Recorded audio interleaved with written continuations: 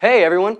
Today we're going to be learning how to use the Sony HxRnx 100. This is a fantastic camera. Look how beautiful this thing is. Amazing. So many buttons, so many things that you can press that do different things within the camera. Are you guys ready? Because I am freaking just...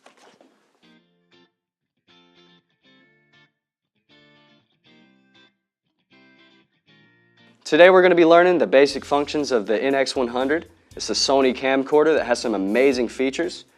Alright, so let's get into it. We're going to turn it on. The power switch is on the left side, something that's a little bit different from most cameras. Make sure you always have a tripod that can carry the weight of the camera. Luckily we have a lightweight camera here that can be on most tripods. In some cases, when you put it on a tripod that can't hold the camera, you'll have the legs just dropping down, so make sure it's a durable one. Put this base plate on. I always keep my keys to tighten it. When you're tightening things down on the camera, make sure that you don't over tighten things. This can cause some stripping, so I'll tighten it just enough. Slide it onto the tripod. This knob right here, boom, tighten it. Okay, and here we have the camera set up nicely. And when you're holding a camera, make sure you always hold it by the handle. The lens hood, if the sun was pointed directly at the lens, this hood is going to block a little bit of that out for you so that you don't get lens flare. You can take this hood off.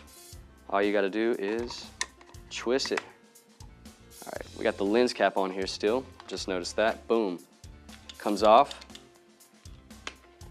And it goes on. Just like that. One thing about the Sony NX100 is it has 3 rings instead of 2. Normally cameras would have a focus knob and a zoom knob, but this one also includes the iris, so that when your camera is in manual mode, you can manipulate any of the 3. We got the ND filters over here, which is gonna take out some of the light that's coming in the camera. Another impressive feature with this camera is that it has 2 SD slots. Now, this is cool because you can plug in a 64 gigabyte and a 32 gigabyte and just write to the 32 gigabyte, and then at the point where your memory card is completely full, it's going to start writing over to that 64 gigabyte and give you so much extra space. Back here we got the battery release button. You just press here, the battery just comes right out. If you're going to put it in, you would slide it in and push down, and you'll hear it lock into place. The AV, the audio video out, HDMI. You plug in your headphones here to listen back to the audio while you're recording. Got this dope viewfinder. So the white balance on this camera is a little bit different than the Panasonics that we have in the studio. All you have to do is press it down whenever you're in the custom setting. A white sheet of paper, zoom in, fill up the frame with it, and then hit that white balance button. This camera offers a feature where you can go back and look at the last scene that you shot. I feel like that's convenient. You don't have to go searching through the menu. It just take forever. Up to 12 times zoom. This camera has a really shallow depth of field, which is great for cinematographers. This camera can actually be used to shoot films because it offers a more stylized look. This one on this side is going to be, pressure gauge. So if you want to zoom in really slow, you just barely press the knob, and then faster you would press it all the way down.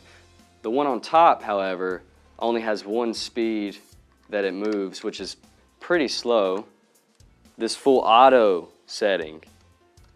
So that's going to set your camera to either manual or auto.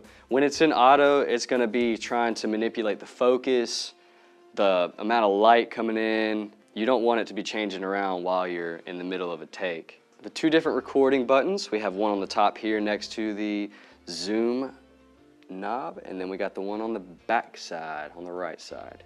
That's going to allow you to adjust the gain up and down, allowing more light into the camera or decreasing the amount of light that comes into the camera. Shutter speed's another good one. You want to make sure that the shutter speed is always double the frame rate. That's it for today. That was our lesson on the basic functions of the Sony HxRnx 100. This is a great camera. And now that I have a better understanding of it, I'm gonna go out and shoot some stuff. Thanks for watching. See you later.